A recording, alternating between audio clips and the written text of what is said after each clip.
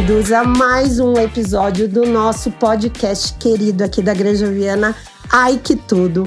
Hoje com um convidado especial, muito especial para mim, permeou a minha vida também. Bom, é muita apresentação aqui para uma pessoa só, mas é o seguinte, ele é atleta, formador, treinador e empresário, Marcelo Meyer, uma referência no tênis e granjeiro também, né? Seja muito bem-vindo, um prazer te ter aqui. E olha, é a nossa capa desse mês de maio, hein, gente? Olha que honra eu tê-lo aqui. Bom, primeira coisa, como começou sua paixão pelo tênis? Já me fala de início aí, como tudo começou aí nesse esporte que você sabe que eu sou uma praticante, né? Sim, bom, primeiramente, Roberta, obrigado pelo convite, obrigado pelo conteúdo, pela matéria da revista, adorei também, ficou muito legal. E com você, eu estou em casa aqui, né? Eu moro na granja há mais de 30 anos, né? Quando realmente era uma granja, na verdade, mas ainda continua com algumas belezas, ainda apesar da raposa, ainda vale a pena, né? É um sacrifício que a gente paga, perdendo mais tempo, isso, aquilo, mas quando a gente chega aqui, a gente está num outro mundo, né? Então, eu fico muito feliz de estar aqui com você, né? Te conheço há tanto tempo, você jogou tênis, seu saudoso irmão jogou muito bem tênis, não é verdade? Então, estou em casa, estou pronto para qualquer coisa. E respondendo a tua pergunta, a minha paixão começou muito cedo, com 6, 7 anos, porque os meus pais, né, eram jogadores de fim de semana. E eu ia para o clube com eles e olha que loucura. E eu queria jogar tênis. Eu fazia natação, competia até em provas estaduais e tal. Mas eu vi aquilo, eu queria jogar tênis. Não sei nem te explicar o porquê. Mas existia um problema. Naquela época, eu estou falando década de 50. Olha quanto tempo, né? Vou fazer 74 anos esse ano. Então, na década de 50, existia uma espécie de uma regra nos clubes, que eram muito poucos em São Paulo, os clubes que possuíam quadros de tênis. Pouquíssimos. Tanto é que eram, na época, um esporte elitizado, essa coisa toda. E era proibido crianças com menos de 10 anos jogar tênis. Por quê? Porque realmente o braço ficava mais hipertrofiado, ele ficava até mais comprido um pouco por conta das raquetes serem muito pesadas naquela época. Vou dar uma referência aqui para quem não é do tênis ou não conhece a fundo. Uma raquete de tênis hoje pesa em média 250, 280 gramas. Naquela época pesava 500 gramas ou mais. E a cabeça da raquete era pequenininha, o encordoamento era um nylon de pesca, então realmente se fazia muita força. E era de madeira, né, na época, né? Eu peguei, o meu irmão jogava com aquela raquete de madeira. Pesada. E aquilo, né, no bom sentido, mas no mau sentido, aquilo trazia uma hipertrofia, porque você fazia repetidamente várias vezes o mesmo movimento, e você criava uma musculatura que uma criança de 7, 8 anos não era saudável. Então os clubes não permitiam. E o que eu fazia? Na casa que eu morava naquela época, perto ali do shopping Ibirapuera, nem tinha o shopping naquela época, a minha casa tinha um paredão. E durante a semana meus pais trabalhavam, eu voltava da escola, pegava escondido a raquete do meu pai e da minha mãe e ficava a tarde inteira batendo no paredão. E foi assim que as coisas aconteceram. Aí depois, já com 9, 10 anos, como eu sempre fui assim grande, mais forte, tinha assim um biotipo mais forte, aí eu comecei a jogar nas quadras e dali em diante toda a história. Que legal. Mas você começa como treinador, aí primeiro você foi praticante. Sim. E aí essa tua trajetória como treinador, ela começa exatamente quando? E quando você teve esse olhar e falou, eu quero ser um treinador de tênis? Pergunta bem interessante. Por quê? Porque eu joguei um tênis de alta performance dos 10 até os meus 22 anos de idade. não é? Fui campeão sul-americano, joguei todos os representei o Brasil no mundo inteiro em torneios internacionais, tanto na fase infanto-juvenil como depois menos na fase profissional. Ainda nem existia ranking, ATP, essas coisas. Premiação era um jantar à noite quando você ganhava um torneio. Era um outro mundo, não é? E o que aconteceu? Quando eu estava com mais ou menos 21, 22 anos, e aí eu dei aula pra caramba para juntar um dinheiro, e eu fui fazer uma turnê na Europa, né? Juntamente com um outro tenista brasileiro. Mas aí eu tinha passado no vestibular, mas não gostava, eu queria jogar tênis, mas não tinha como sonhar em pensar ganhar dinheiro com tênis. Viver do tênis. Eu não tinha. Então, depois dessa turnê, aliás, nessa turnê aconteceu uma coisa interessante. Eu fui jogar um torneio, assim, num subúrbio de Paris, a 30, 40 minutos de Paris, um clube chiquérrimo, aqueles clubes tradicionais.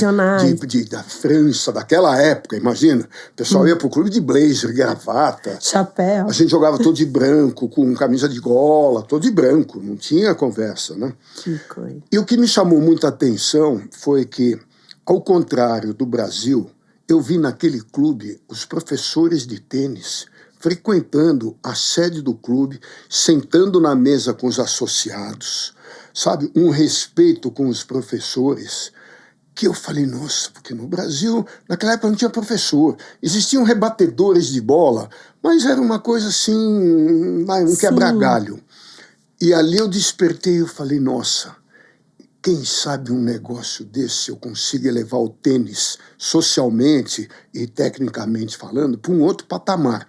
E foi ali que me abriu a cabeça no sentido, perdão, no sentido, olha, eu acho que dá para montar um negócio desse no Brasil. E fiquei com aquilo na cabeça. Aí voltei, joguei mais uns torneios, aí casamos com a Sônia, que inclusive está aqui assistindo a gente. Exatamente. Quantos anos de casado? 51 anos de casado, vamos fazer 52 anos agora. Você tinha quantos anos nessa? Eu tinha 21 para 22 anos quando eu casei, não é? Novíssimo. E ali o que aconteceu? Ou eu parava completamente com tênis, porque não dava mais para sonhar, ficar viajando, jogando torneio, porque o dinheiro era muito pouco, não é? Aí, muito rapidamente, nasceu nossa filha, né? A Tatiana, que você conhece, a Tati. Sim. E aí eu falei, bom, ou eu abandono o tênis, vou dar todo de presente minhas raquetes, ou vamos montar um negócio de tênis, porque não existia no Brasil. Eram só clubes, né, nessa época. E naquela época, em 72, não tinham, talvez em São Paulo, imagina uma cidade como São Paulo, não tinham 10 clubes que tinham quadra de tênis. Tênis era um negócio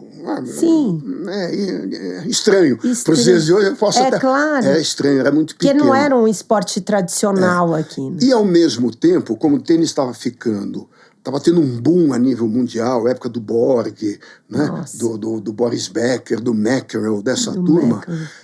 E São Paulo e Brasil, todo mundo queria, ou seja, estava querendo jogar tênis, e se você não era sócio de um desses grandes clubes, não tinha um quadro de tênis.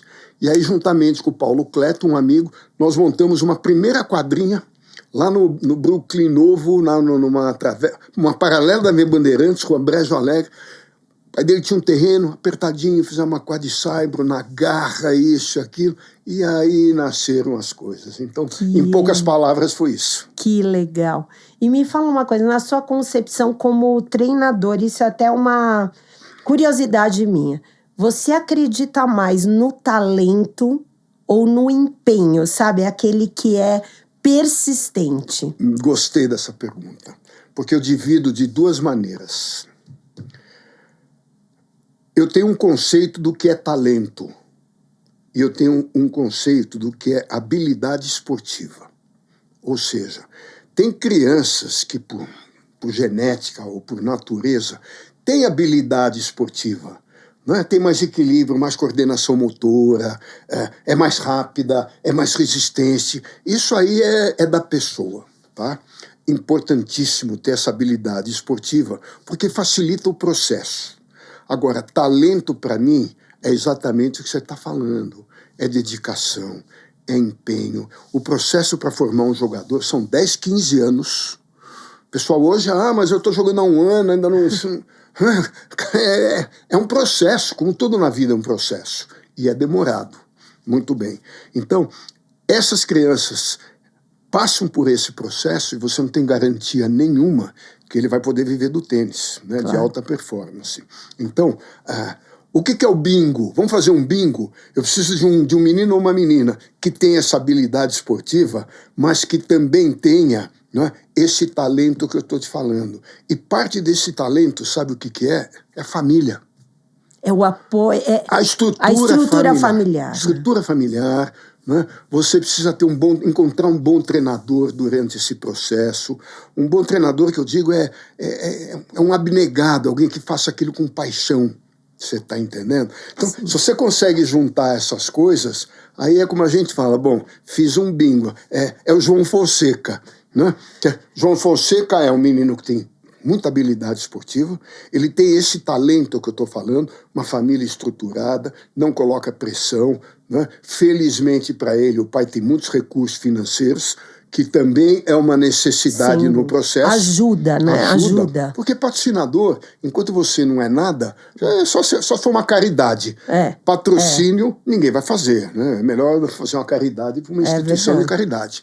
Então, esse conjunto é que, na verdade, acaba formando eventualmente um grande jogador. E foi o que você fez com grandes nomes, né? Como Fernando Miligeni, Dada Vieira, Cássio Mota, Marcelo Saliola. Isso, né? Boa lembrança. Agora, me fala uma coisa. A tua, entrando nessa área aí de competição. Tá. O Fernando Miligeni foi um parceiro seu, né? Inclusive, estava no lançamento do livro. Está na contracapa do livro. Está na contracapa, exata, eu vi. Dele Bom, tem vários depoimentos, né? Aqui tá muito legal. Ó, marquei até onde eu tô. Não consegui ler ainda inteiro. Legal. Porque eu recebi isso no domingo, mas eu tô adorando. Falei até para ele que tá me dando umas dicas muito legais para uma tenista amadora como eu sou. Né? Mas eu sou uma amante do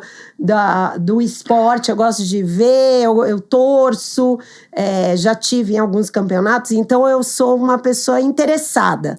E como eu te falei, permeou minha vida.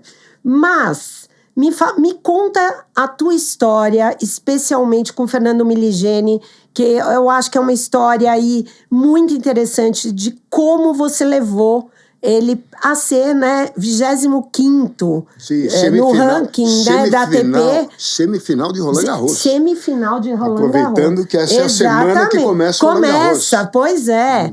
Então, conta pra mim. Olha, se eu for contar essa história toda... vai ser o podcast todo. Mais 2 livros e nós vamos ficar aqui até amanhã. Não, tudo bem, mas me conta, basicamente assim, o que você viu nele, né?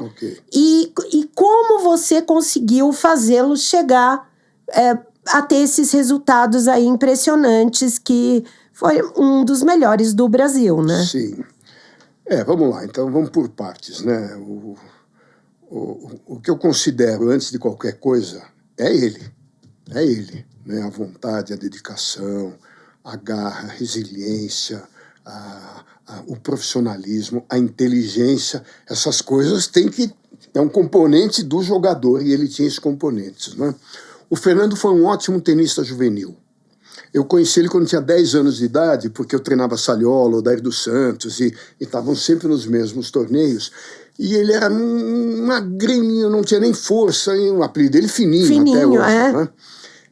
Mas sempre me chamou a atenção a garra dele. Né? Aliás, acho que isso é genético, inclusive, porque ele nasceu na Argentina. O pai e a mãe são argentinos. Ele veio para o Brasil com a família quando ele tinha 5, 6 anos de idade. E é muito mais brasileiro do que argentino. Né? Ele só nasceu lá, mas tudo bem. Com 18 anos, ele ganhou o campeonato mundial juvenil. Ele foi o número 1 do mundo do ranking juvenil. Tá? Muito bem. Com 19 anos, na transição para o profissionalismo, ele passou um ano sem ganhar um jogo. Por quê? O estilo dele era muito bom para ganhar de outros juvenis. Mas no profissionalismo, se você não tem algumas armas, Você não vai ganhar daqueles caras que já estão lá há 10 anos, 15 anos, né? Como a gente fala, tudo raposa velha. Muito bem. A irmã do Fernando, a Paula, trabalhava na minha academia. E ele voltou, e dos 15 aos 18, ele foi morar com a avó na Argentina, porque o tênis da Argentina, principalmente naquela época, era um fenômeno. Já até era, hoje, até hoje. É. Muito bem, foi uma experiência muito boa. Só que com 18, 19, gostava do Brasil, pai, mãe, irmã, estavam aqui, os amigos, voltou para cá. E não encontrou estrutura nenhuma, né? A família não tinha dinheiro para bancar, o que custa, né? Um tenista ingressando no profissionalismo. E ele vinha no final da tarde buscar a irmã e ficava ali do lado da quadra olhando. Imagina, eu tinha na quadra o Cássio Mota, o Saliola, o Kiriakos, enfim. E aquilo eu olhava para o menino e me dava uma dó. Aí depois, toda a tarde ele vinha. Depois de 1 ou 2 semanas, eu falei, Fernando, vem cá, vamos... Entra aí, entra na quadra. Não, eu falei, vamos conversar no meu escritório. Aí eu falei, e aí, como é que tá? Ele falou, pô, Marcelo, tô desanimado, não tem como, não tem onde treinar, não tem um treinador, minha família não dá para bancar. Eu falei, a partir da manhã, você é meu convidado. Primeira coisa que ele falou, não, Marcelo, é meu sonho, mas eu não tenho dinheiro para te pagar. Eu falei, não estou falando de dinheiro. Você é meu convidado, porque eu conheço você há 10 anos e eu vejo qualidades em você que não são condizentes com o que está acontecendo hoje com o teu tênis. Putz, moleque, sabe, você vê nos olhos. Você vê nos olhos. Uma grande oportunidade. No dia seguinte, né? O treinamento era das 2 às 6, a 1 hora ele estava lá. O primeiro a chegar. Tá entendendo? E aquele empenho, aquela coisa toda. E aí eu moldei, dentro do possível, o jogo dele para a realidade que ele iria encontrar. Uhum.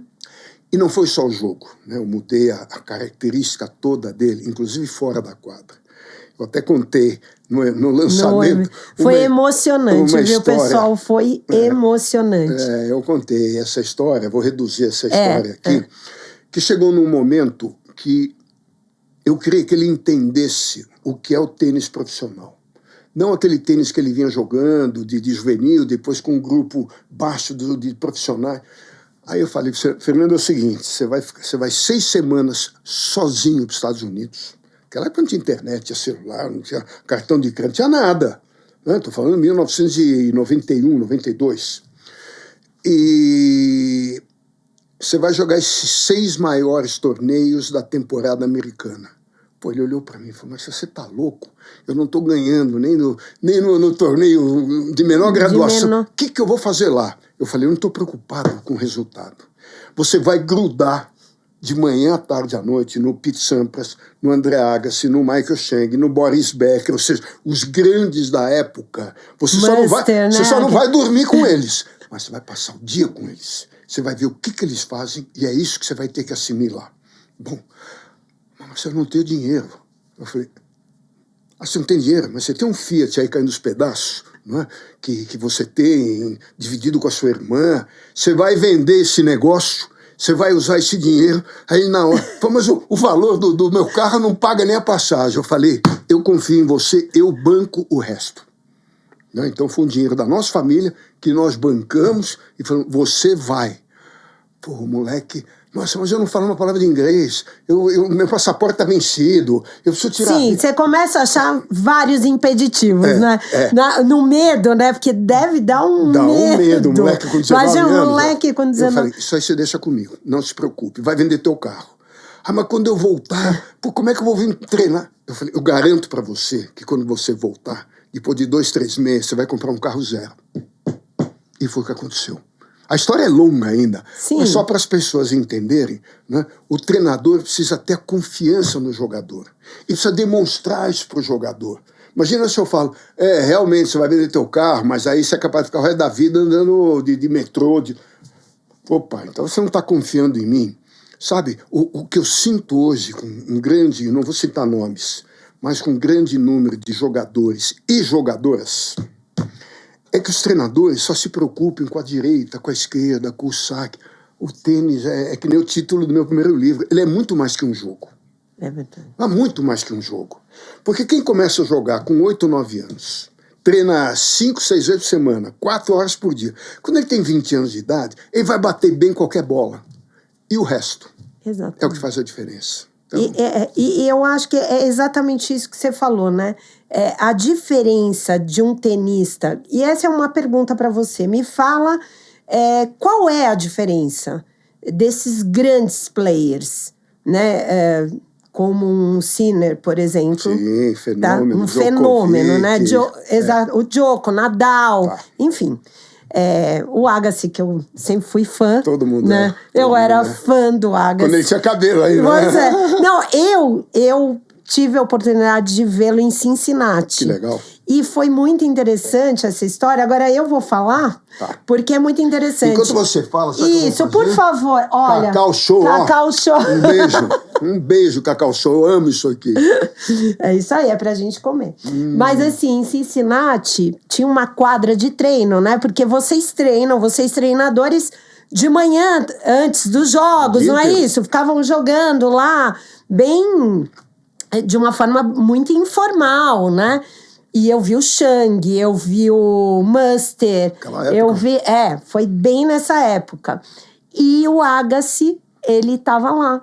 E o Agassi foi o único, me chamou a atenção, porque ele já era o despojado da turma. O rebelde. Entrou sem camisa, com óculos escuros, não era isso? Isso mesmo. E eu era fã dele, eu lembro que eu não queria sair da quadra. Vou aproveitar um gancho teu, até para o nosso pessoal que está assistindo entender. Naquela época, 80% dos torneios internacionais, você era obrigado a jogar de branco ainda. Inclusive o Wimbledon, que vai ser o mês que vem, sim, essa tradição existe até hoje. Ah, sim. Você não entra na quadra com uma meia branca se tiver uma listinha preta. Não. É aquela tradição de britânica, não é? Mas o Agassi foi o primeiro a revolucionar, com aquelas camisas coloridas, um short jeans, lembra da Nike? Então, peguei esse gancho com você. Então foi isso, assim. E aí, olhando para o lado feminino, a Serena, né? Claro. A Serena era a também revolucionária, né? Imagina se tivesse as redes sociais naquela época. Não iam deixar ele louco.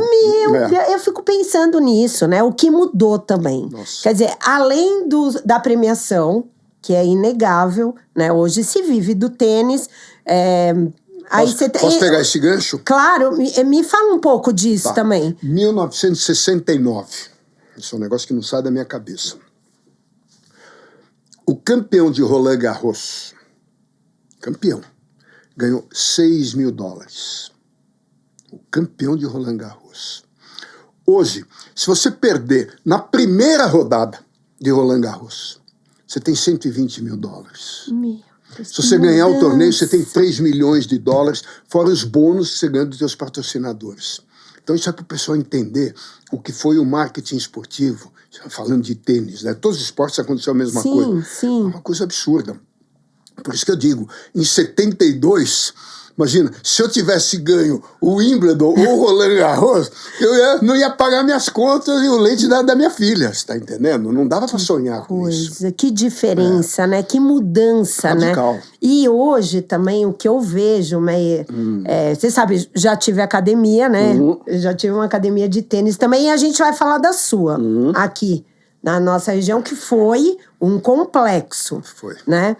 Mas o que eu vejo hoje é que o tênis está muito em alta. Sim. Por N motivos. Virou uma grife as influencers estarem, você vê. Nossa. Às vezes não joga nada, só quer lá mostrar roupa com a raquete. Ai, meu Deus. Mas é um status, né? Virou um glamour estar numa quadra de tênis. Sim. Viajar pelo esporte, hotéis, resorts, campeonatos, né? Nesses resorts que não tinha.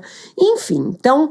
A gente está nesse processo agora, a academia na Faria Lima, diz que é uma loucura o que está acontecendo, né? Marginal, aquela da JHSF, o negócio... Não é? Uma coisa impressionante. Agora, me conta um pouco também do teu complexo, porque você revolucionou aqui a Granja Viana. Foi.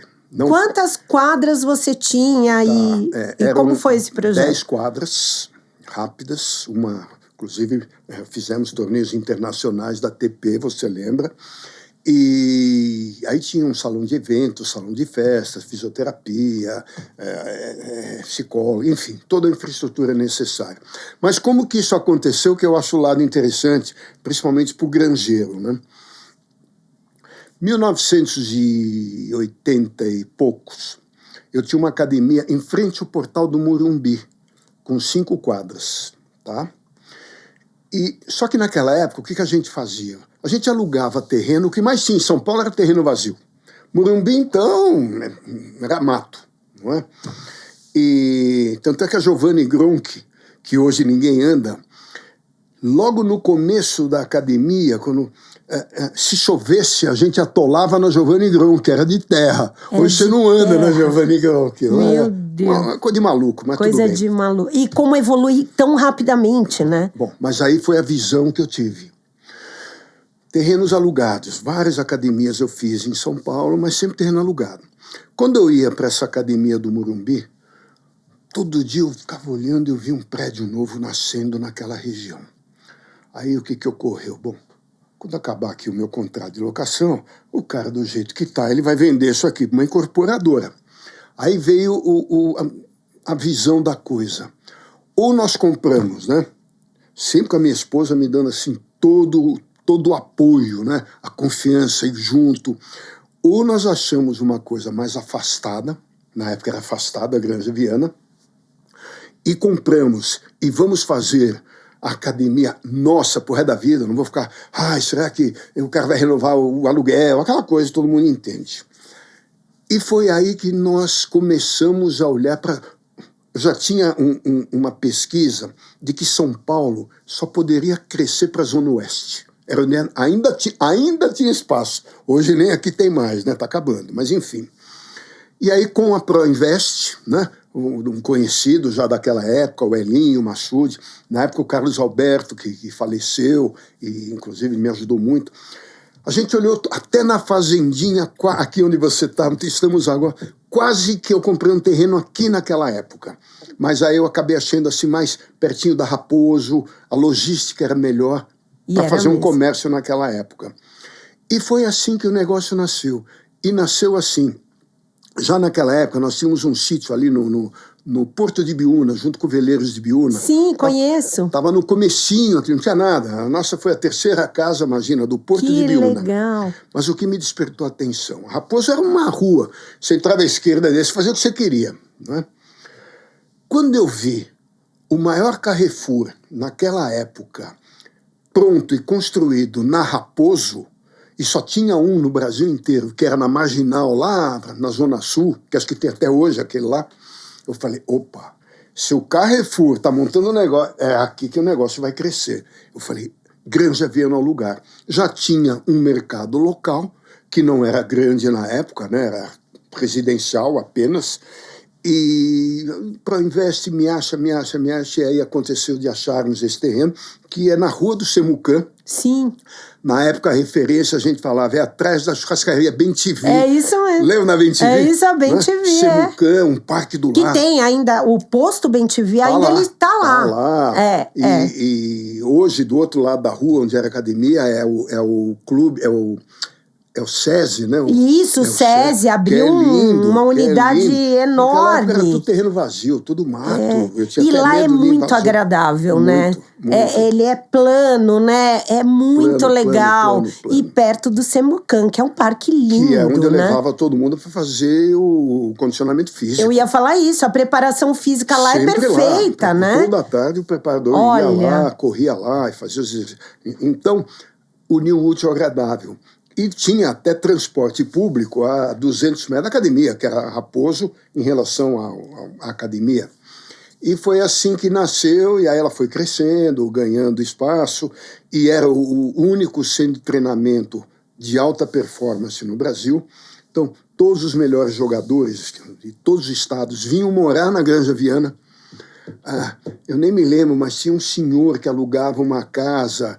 Esses meninos moravam nessa casa aqui, iam de bicicleta, de qualquer jeito naquela época, né? E essa foi a história da Granja Viana. Consequentemente, morávamos na zona sul de São Paulo. É isso que eu ia perguntar. Nessa época vocês não moravam aqui ainda, né? Mas sabe quanto tempo levava daqui? A nossa casa era em frente à Chácara Flora, em frente a uma das ruas ali da Chácara Flora, do lado de fora, não é? E a gente levava 25 minutos, 30 minutos. Era um passeio. Era um passeio. Era um passeio, um negócio assim. Tanto é que eu trazia, nos primeiros 5 anos da academia, eu trazia 2 ônibus escolares, saía de frente ao Clube Pinheiros às 1h30 da tarde, chegava aqui às 2, a criançada treinava até às 6, 6h30, e meia hora estava de volta na frente do Clube Pinheiros e os pais esperando. Imagina, hoje é impensável. Pode levar meia hora, pode levar 3. Não daria. Impossível. Mesmo depois de um tempo, já não dava mais. Porque o negócio começou a ter mais trânsito e a demanda aqui da Granja Viana cresceu muito.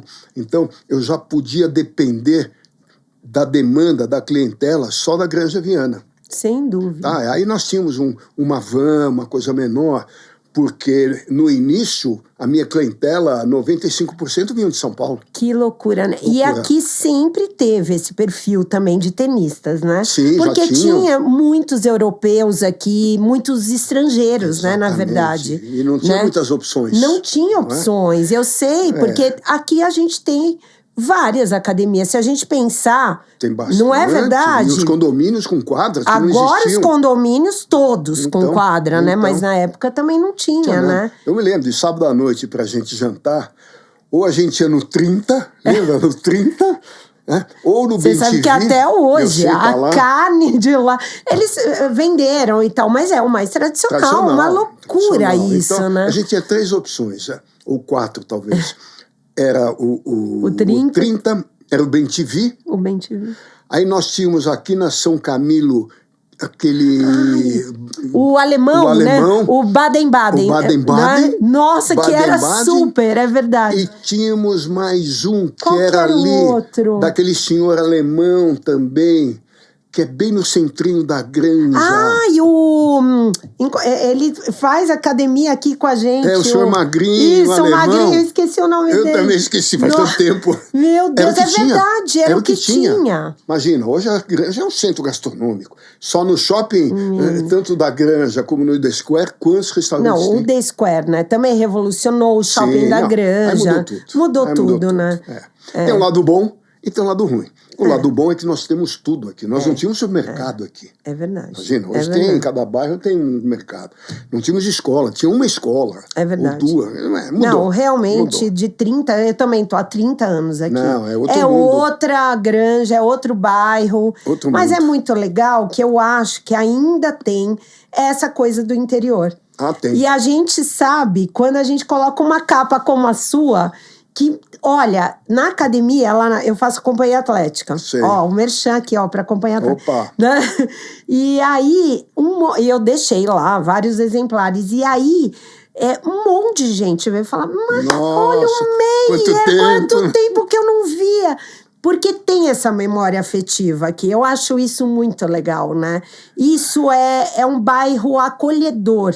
Nesse sentido. Eu gosto muito da Granja por isso. Quer ver uma coisa interessante que aconteceu na academia aqui da Granja Viana, na época?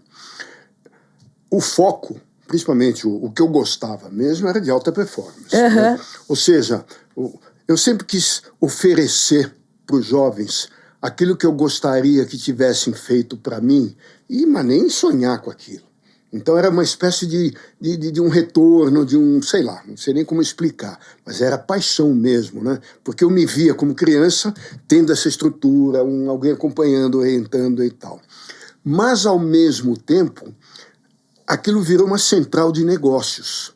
Então, se a gente pegar o Elinho, que você conhece da ProInvest, que jogava lá um dia sim, um dia não, não é? Os maiores negócios imobiliários que ele fez na Granja Viana foram por relacionamento dentro da academia. Olha que coisa, olha o que o tênis oferece.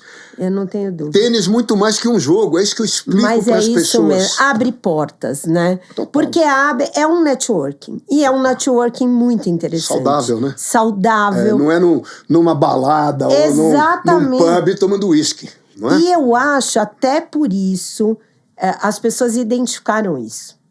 E eu acho que parte desse boom que deu nas academias de tênis é também por fazer parte desse grupo. Lógico. Porque é um grupo seleto, é um grupo mais saudável, é um grupo com pessoas mais qualificadas em geral. Sim. Né? Muito eclético. Exatamente. Você tem o cara que tem pôr de gasolina, você tem um que tem um escritório de tecnologia, quer dizer, tem de tudo. É isso. Eu acho que o tênis, de fato, ele abre e ele te faz... Como todo esporte, você passa a fazer parte de um grupo, pertencer a um grupo. E eu acho que depois da pandemia, isso se intensificou demais. Meyer. Demais. Pertencer a algum grupo. Sim. As pessoas sentiram essa necessidade, Concordo com você e vou mais longe, né? Por que o tênis no Brasil... Te dou um número. Quando eu tinha academia, o número de praticantes assíduos no Brasil inteiro, isso pesquisas de confederação, de algumas instituições, eram 200 mil pessoas arredondando. Muito bem. Eu recebi há 15 dias atrás uma pesquisa mais sofisticada do que aquela. 4 milhões de pessoas jogam tênis hoje no Brasil. E eu posso atestar isso porque todo santo dia eu recebo 1, 2 ligações de cidades no interior de capitais que não está nem no mapa, mas tem quadra de tênis ou tem um clube e pergunto se eu não quero dar uma clínica ou dar uma palestra. É assustador o que está acontecendo. E aí vou entrar no teu gancho. O que aconteceu?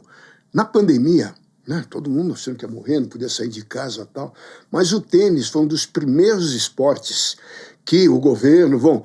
Tênis está autorizado, a academia de ginástica não, porque é fechado, um perto do outro. Mas o tênis, você está aqui, outro camarada está lá, 20, 30 metros de você, né? Você não vai ter um contato direto.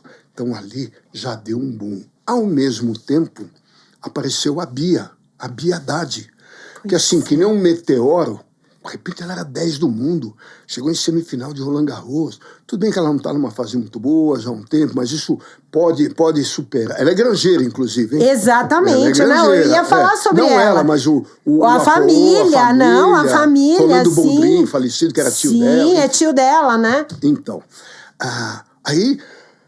Nossa, o Brasil, futebol tá naquele vai não vai, né? Por sinal tem uma Copa do Mundo, estamos na torcida. Mas o público precisava de um ídolo. E ela veio, uma moça ainda, simpática, carismática, bonita. Veio que nem um meteoro. Logo na sequência, chegou o João Fonseca. Pois é. Que também é muito carismático, né? Ele é um menino...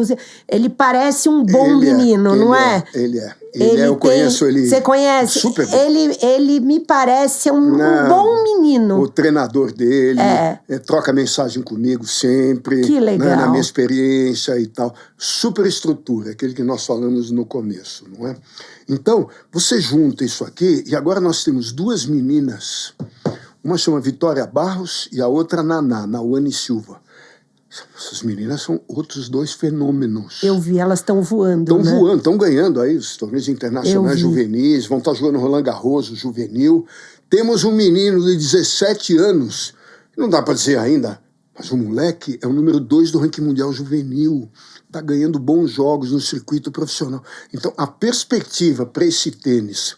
chegar num patamar que a gente não conseguia nunca imaginar, existe. E as de duplas também, né? Eu vi no SP. Ganhamos tudo. Não é? A Luiz Stephanie, né? E nossa, a Ingrid Martins. Isso, nossa, é muito legal. E no masculino também. Então, o masculino também, né? O Bruno Soares, o Marcelo Marques, os caras ganharam o Grand Slam. Pois é, então a gente... Eu brinco, né? Mas o Brasil, quem sabe, possa vir a ser o país do tênis. É uma loucura mesmo, mas a gente percebe que teve uma mudança absurda nesse olhar. E eu acho que a mídia contribuiu também, não é verdade? Aí vem o lado bom das redes sociais. Exatamente. Dentre todos os problemas... Não é? É verdade. E os absurdos. É verdade. O que me machuca muito é ver a quantidade de gente que nunca jogou tênis. Ou se jogou, mas amador, não tem dando mentoria, vendendo cursos online, fazendo palestra. Mas, pô, da onde surgiu? Da onde surgiu? não é? E aí você tem os apostadores que são negativos, que não entendem que o tênis você mais perde do que ganha. Se pegar o Djokovic, o maior de todos os tempos, ele mais perdeu do que ganhou. Eu te dou um número, quer ver? Aí não tem de cabeça, mas tipo assim, ele jogou 71 torneios de Grand Slam até hoje. Roland Garros agora vai ser 72. Ele ganhou 24. Quer dizer, você vai falar que é um perdedor? O recordista da história é um... Mas quem não entende aquela cultura de futebol... Sim, é a cultura de futebol, é lógico. E hoje tem um agravante muito delicada, que eu já presenciei. Você tem os apostadores no mundo inteiro. Então tem pessoas que vivem disso. E vão viver mal porque no final ninguém ganha. Uhum. Esse camarada, por exemplo, aposta num favorito. Para ganhar um pouquinho, mas não tem a menor chance de perder. Só que jogo é jogo. Principalmente no tênis. Principalmente no tênis, é isso que eu ia falar. Você tá com uma encravada, você vai perder para um cara que é 200 não, e você e o clima, 20. Né? Às vezes tá mais calor, o jogador, não é? Dá uma dor de barriga. Dá uma dor de barriga. Muito bem. Esse pessoal é ofendido, os tenistas, é mesmo, quase agredidos quando saem desses complexos. Tem que sair com segurança, ou num carro disfarçado, porque a turma bebe, que não sei o quê, fica apostando, fica ali delirando e depois não se conforma que o cara perdeu o dinheiro do jantar dele. Que absurdo. O lado bom, né? O lado bom. Hoje você acompanha qualquer tenista no dia a dia dele. Você sabe onde ele está dormindo, onde ele está treinando, contra quem ele vai jogar, né? O que ele pensa, né? O que ele faz. As TVs por assinatura. Nossa, você tem tênis em qualquer canal todo santo dia. É muito legal. Isso estimula. Né? Isso estimulou cria um demais. Público, a criançada gosta, vê, eu quero jogar tênis. Pra você ter uma ideia, hoje em São Paulo, né? No Brasil, eu posso dizer que na maioria das grandes cidades é a mesma coisa. Você vai num clube grande hoje, vou dar até nomes, Pinheiros. Paulistano, Harmonia, sim, Hebraica, sim. Monte Líbano. Você quer pôr teu filho na escolinha de tênis? Não tem vaga. Não tem vaga. Não tem vaga. Que coisa. E no paralelo, o beach tênis também cresceu tanto. Pois é. Que os professores de tênis, uma grande parte, se transferiu para dar aula de beach tênis. Falta professor de tênis hoje no mercado. E agora o pickleball. Né? E o paddle também. E o paddle, exatamente. O paddle. Eu joguei paddle, olha, quando eu trabalhei na Folha de São Paulo. Eu tô falando há 30 anos atrás. Que já era tradicional. Que já era tradicional. Tinha uma quadra aqui na cidade universitária, era uma academia. Sei, e eu jogava com os meus amigos. Você contava numa mão quantas quadras de paddle tinha no São Paulo. Agora virou febre. E o pickleball mais ainda. E aqui o que você acha? Você já jogou pickleball? Joguei aqui no Pitangueiras. Então, no Pitangueiras, eu exatamente. Nunca tinha jogado. Aí o Chitão. O Chitão, que é o professor lá, e foi meu aluno na academia há muitos anos. Marcelo, eu tô aqui com o Samidana, que também é granjeiro. Isso, Samidana. E ele gostaria de te conhecer. Vem jogar um pickleball com a gente. Era um domingo de manhã, eu tava tomando café. Eu falei, mas Chitão, eu nunca joguei. Ele falou, você vai chegar aqui, você vai arrasar. Falei, bom, vamos lá. Vamos lá. E aí eu joguei, me diverti. O que você sentiu? O que você achou? É muito diferente Totalmente. Assim, de quem tem a prática do tênis, né? Eu também joguei. É outro jogo. A gente... É difícil sair do tênis, né? Pra quem gosta, né? Eu acho assim, né? O tênis é tão difícil para você chegar num certo nível. Você fez tanto esforço, tantos anos, tanto treinamento. O tênis tem tantas opções de jogo, de estilos, de situações, que quando você joga uma coisa num nível que você está começando, ali, você não é um bom nível. Sim. Você vai conseguir jogar porque é fácil. Que é divertido, eu adorei, mas não me estimula. Você falar pra mim, mas você tem uma quadra de tênis e tem uma de pickleball. Você vai pra de tênis, né? E eu acho que isso senti a mesma coisa. Acontece com pessoas do tênis que jogaram tênis por muito tênis. E o oposto. Pessoas que jogaram pouco tempo e tênis é difícil, é complicado. E vão pro pickleball, onde num curto espaço ele já tá jogando bem e jogando com pessoas de qualquer nível, ele vai gostar mais do pickleball. Não é? Ou do beach tênis. Porque é mais democrático, né? Sim. Eu acho que esses dois, o beach tênis e o pickleball, é muito democrático. Você não precisa de um nível como o tênis, né? O tênis tem isso também, tem né? mais essa. tem Por essa exemplo, dificuldade, né? Você está num nível, você quer jogar com alguém ou do mesmo nível, ou de preferência com o melhor que você. O dia que você jogar com alguém que joga pior que você se irrita. Não é? Você não curte. Você não curte. Então é muito difícil. E eu acho que pra mulher ainda é pior. Eu digo porque tem menos pessoas, menos mulheres jogando. Apesar de ter... Tá aumentando agora. Aumentando. Sim, mas o beach é uma loucura. O beach é uma loucura. Não, eu tenho uma amiga que promove uns grandes torneios aqui em São Paulo e nós fomos ver umas... Você fala a quantidade de mulheres. É verdade. Você fala, e os eventos, né? São grandiosos, né?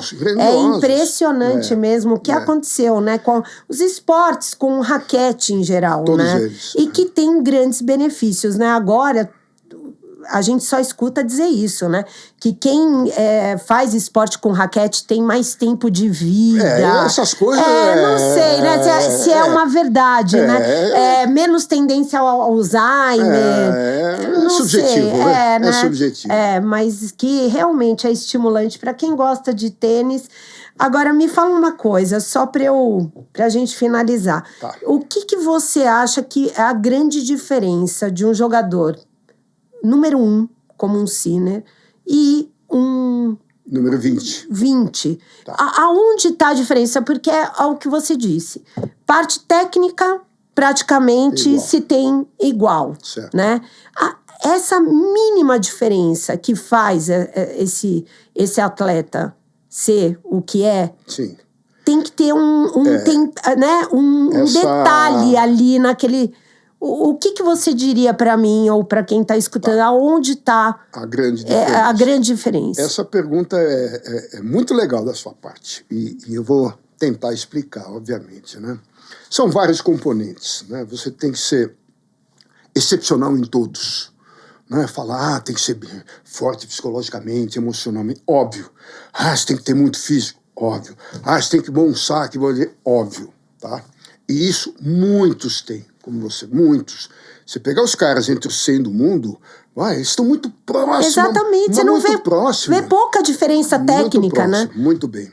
Aí, há uns anos, ainda quando eu estava viajando, estava mais dentro do circuito do que nos últimos anos, mas eu peguei a fase boa ainda do Nadal, do Federer e do Djokovic.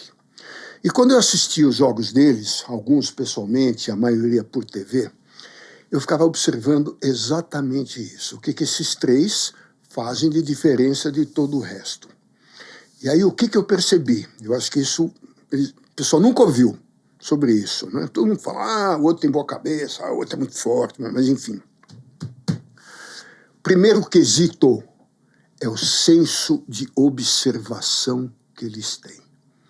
Ou seja, você pega um Djokovic, pegar um Grand Slam, que são melhor de 5 sets...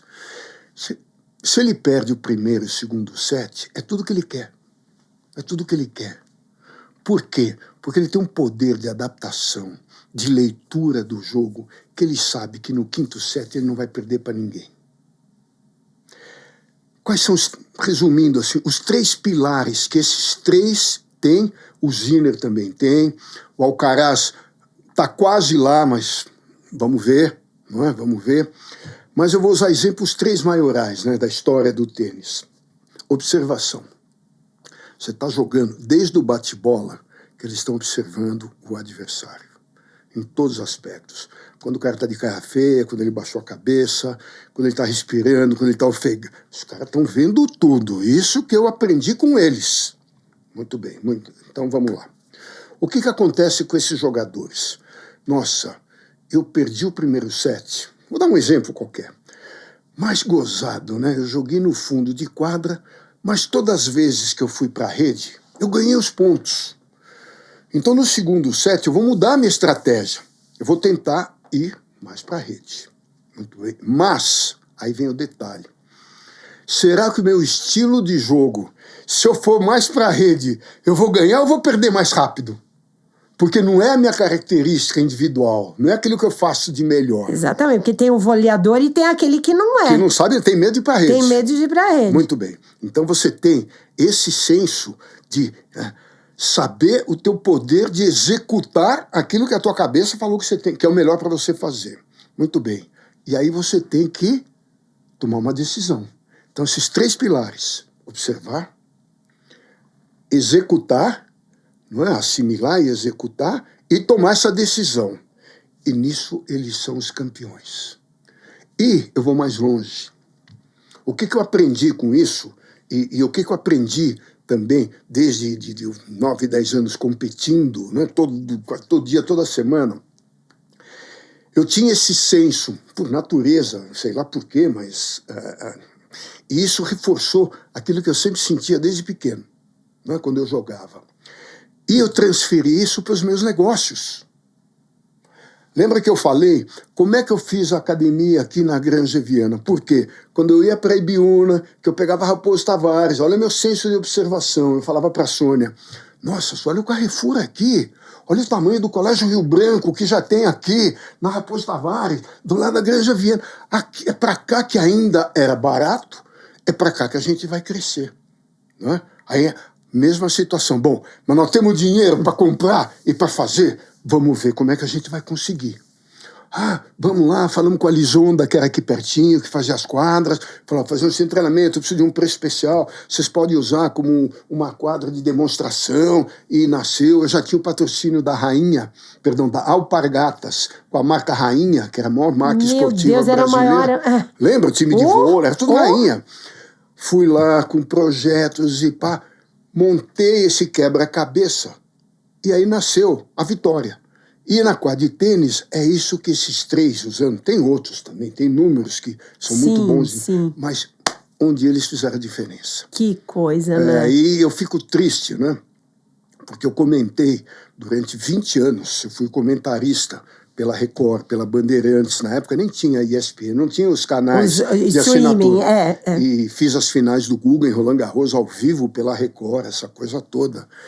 E eu acho que o narrador é uma coisa, o comentarista, ele precisa trazer essas coisas para o público. Não adianta falar, nossa, olha que ponto bonito, ele deu uma direita, deu uma esquerda, ele foi para a rede e deu um voleio cruzado. Não é rádio, você está vendo isso. Você não precisa repetir o que nós estamos vendo, me deixa alucinado. É lógico, porque você precisa ter o conhecimento. Né? E você precisa ter esse olhar. Eu concordo plenamente. Ainda bem. Eu concordo plenamente. Você e a torcida do Corinthians. Porque todo mundo chega para mim e fala, né? Meu, mas não precisa repetir o que eu acabei de ver. É óbvio, o óbvio, né? Tá lá. Se fosse no rádio, você tá lá. Concorda, você tá narrando. O ponto foi assim, olha, o cara deu um saque, foi pra rede e deu um smash. Tudo bem. Eu não vi, mas entendi o que aconteceu. Não, mas você tem toda a razão, porque uma coisa é narrar, outra coisa é comentar. E aí faz uma salada mista, o narrador comenta, às vezes o comentarista narra, e não é por aí. E você tem alguma, assim, por onde você vê, eu já em fui geral? Eu já fui sondado. E isso que eu ia falar, e você como comentarista voltar aí, você não tem essa vontade? Não vou dizer que eu não tenho a vontade, mas é um trabalho muito sacrificante, porque são finais de semana, às vezes chove, aí você passa o dia inteiro. Eu fazia o Australian Open. Imagina, nossa, que é de madrugada, pelo fuso né? horário, eu ficava na cabine da meia-noite às 7, 8 da manhã. Aí quando não chovia, é brincadeira. Então, mas não vou negar que eu até gostaria de fazer, mas se fosse assim, poucos jogos, os torneios mais importantes, não para ser lá um CLT, não como a turma fala, de uma emissora. Mas faz falta, viu, Meyer? Eu concordo plenamente. A gente olha assim, eu vejo e falo, meu Deus, como é ruim. Você sabe que tem gente que me fala que tira o som para ver o jogo? Eu sei disso. Eu sei. A Sônia às vezes, mas você tira o som, não aguento mais. Mas para mim, quando eu assisto um jogo, para mim, o som da bola é fundamental. Eu ia falar isso, para mim é fundamental. Porque eu consigo, pelo som da bola... É verdade. Já sei se a bola é boa, é fora. Já sei se o cara vai bater direita, cruzada ou esquerda. Então eu não consigo ver um jogo sem o som da bola. Não, mas eu concordo plenamente. Que concordo bom. plenamente. Que bom. Mas olha, Meyer, a gente está terminando aqui. Foi um bate-papo muito legal. Ficaria mais assim 1 hora com você.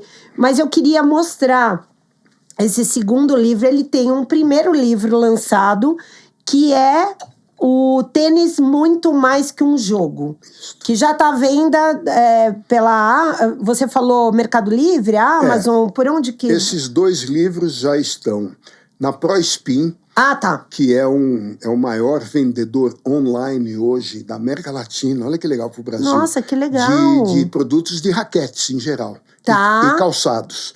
Preços, promoções. E o livro está na Amazon, já está no Mercado Livre. Ele vai estar agora também não é o... na Netshoes. Nossa, que legal, na Netshoes. E vai estar em algumas livrarias em breve, alguns pro-shops, mas hoje é tudo online. Isso que eu ia falar, a maioria acha... Esse segundo livro eu já comecei a ler, o primeiro eu não li, mas é muito interessante porque são respostas às principais perguntas sobre o tênis e alguns depoimentos. Não, né? e nasceu assim, não é? Imagina, primeiro, o tênis muito mais que um jogo, fazem 21 anos que foi escrito. E você vê que ainda não mudou nada. É aquela realidade. E nesse tempo todo mundo, faz o segundo, não, dá muito trabalho, eu não vou falar a mesma coisa. Mas aí, clique. Eu falei, nossa, toda palestra, quando eu dou, né, eu sempre deixo assim 15, 20 minutos para perguntas, não é? Se não tiver compromisso depois lá, o promotor, o evento, acaba ficando 1, 2 horas de tantas curiosidades que as pessoas têm. Claro. E eu fiquei com aquilo na cabeça e eu sempre fiz uma coletânea dessas perguntas. Foram centenas de palestras nesses 40 anos ou mais. Aí eu falei, quer saber? Eu vou fazer um livro respondendo a tantas perguntas que eu tive e continuo tendo sobre tênis. E foi aí que é uma coisa diferente, uma coisa que não tem. E eu acho que é legal também uma inspiração. Eu queria brevemente que você falasse o momento que você escreveu esse livro, que não foi um momento tão vitorioso da tua vida. Ele se tornou vitorioso, né? Você fez do que a gente chama do limão uma limonada. Isso. Não é isso? É isso mesmo. Mas conta aí como foi esse momento, que foi um momento difícil, né? Foi um momento punk, né? Como a meninada gosta de falar. Foi em dezembro, né? Nós estamos em maio, né? Em 5 meses. E não vou entrar em detalhes, porque é longo, mas aí, felizmente, eu descobri que eu tinha um câncer de próstata. E sempre eu falo abertamente, porque vai aí essa mensagem, né? Para os homens, obviamente, né? Principalmente depois dos 45, 50 anos, façam exames de rotina, não tenham medo, não entrem nesse mito que existe hoje. Você tem todos os recursos, ninguém perde mais funções sexuais, essa coisa toda. Claro. Importantíssimo. O que aconteceu no meu caso? Desde que eu tenho 50 anos de idade, todo ano check-up, e isso e aquilo. E meus exames, melhor é impossível, coisa de menino. Nossa, vai ser um menino. Muito bem. Aí nos últimos 2 anos, eu comecei a urinar com mais frequência do que... Aí os médicos, não, mas normal, o teu PSA tá baixo, o tamanho da tua prova... Tá tudo certo. Tudo, mas isso é normal da idade mesmo. Você já tá com mais de 70 anos. Aí no último ano voltei de novo e, olha, tá igual, tá me incomodando, acordo 3, 4 vezes à noite, faz xixi, essa coisa toda. Bom, então vamos ver, para resumir, vamos fazer uma ressonância. Fiz a ressonância, pareceu que tinha os tumorzinhos, opa, agora vamos para a biópsia. Fui fazer a biópsia, tranquilo, achando, tumorzinho benigno, maligno. Por sorte, eles estavam todos dentro da próstata. Tá. Muito bem. O que você faz nos dias de hoje? Uma cirurgia robótica, fantástica, retira a próstata, é muito pouco invasivo. Tá. Pelo fato deles estarem dentro da próstata, eu não perdi nenhuma das minhas funções, que é um grande medo de todo homem. Qualquer homem. Não é verdade? E, vou tirar de letra. Vou tirar de letra esse negócio. Fui lá no médico numa segunda-feira, eu só não operei antes porque o plano demora 21 dias para aprovar. Para aprovar. Né? E em 21 dias estava lá e papapi, fiquei 3 dias internado, fui para casa com sono, tudo perfeito. A minha única preocupação antes da cirurgia, o que eu vou ficar fazendo 45 dias sem poder sair de casa? Eu sou um cara que eu adoro fazer coisas, adoro trabalhar, projeto. O meu medo era esse, não era cirurgia. Eu vou ficar louco 45 dias dentro de casa, não é? Aí eu falei, quer saber? tanto tempo o pessoal me pedindo outro livro, eu vou me ocupar. E foi assim que nasceu esse livro. Você vê que loucura, incrível, né? Que loucura. Incrível. E hoje você continua com palestra. Bom, eu sei que você é um grande empresário, um investidor, né? Você investe aí fora do país. E eu conheci alguns dos seus empreendimentos, inclusive na Flórida, não sei se você lembra. Faz tempo, você lembra? Lembro, né? No PGA, claro. Exatamente, estive lá. Mas você continua com palestras também? Continuo com palestras, Eu tenho feito menos clínicas, né? Aí é um outro detalhe importante também para todos os nossos acompanhantes aqui. Eu passei mais de 50 anos da minha vida embaixo do sol. Você tem que treinar 6, 8 horas por dia. Eu dava 8, 10 horas de aula por dia. E numa época que ninguém sabia o que era protetor solar, ninguém sabia o que era câncer de pele. A gente passava Coca-Cola, né? Óleo de para ficar mais queimado, mais bonito. Óleo de urucum, sei lá como chamar. Uma coisa de maluco, muito bem. Com a idade o preço chegou.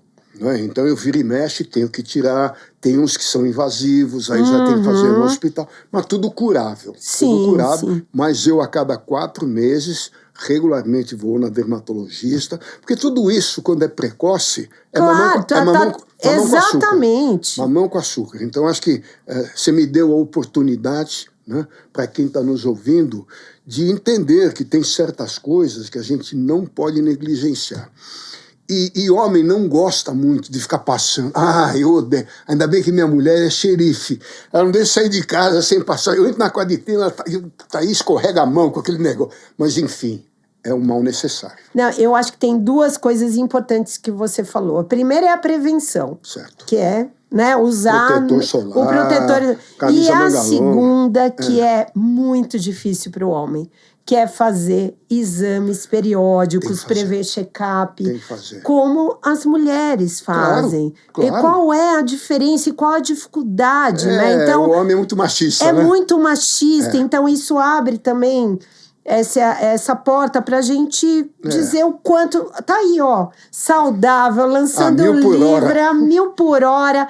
Então é isso. A 1000 por hora. Então eu fico feliz que além de tênis, né, eu acho que até é uma obrigação, e eu falo isso, todos esses meninos, né, que jogam comigo, na faixa dos 50, vão no urologista, não brinquem, porque às vezes até o próprio exame ele esconde. É isso então aí. Faça o negócio completo. É isso. Não é? E me fala uma coisa, tem mais algum próximo projeto para finalizar aqui a entrevista? Ou você tá só no lançamento agora e vai curtir a vida? Nada. Para mim, curtir a vida, lógico, a gente adora viajar. Principalmente minha mulher. Ai, como ela gosta de viajar. Acho que é coisa de mulher. Posso falar? Que mulher não gosta de viajar?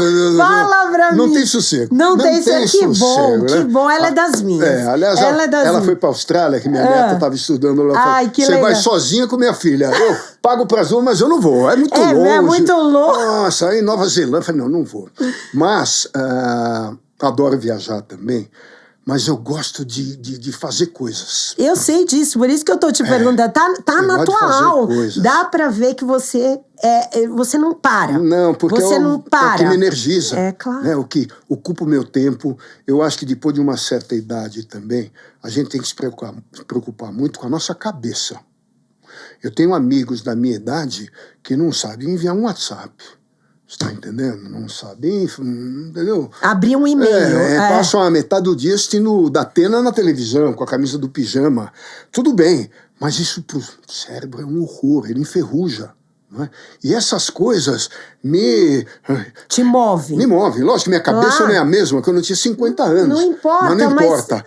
Mas tô ali, tô agitando, tô fazendo, tô falando, a memória tá boa. É isso aí. É isso. Então você tá em qual momento agora? É do lançamento do livro? Você anda fazendo palestras ou não? Sim. Continua? Sim, pelo Brasil inteiro. Ai, que legal. Pelo Brasil inteiro. Tem um programa com a Confederação Brasileira de Tênis, que eu faço 6 estados do Brasil todo ano, e eu faço um curso de capacitação para treinadores. Ai, que legal. Então é uma imersão de um fim de semana comigo, muito legal, e com muitos treinadores, e a gente nós precisamos melhorar o nível de ensino no Brasil. É isso aí. Esse é o ponto principal para a gente não perder o que está acontecendo.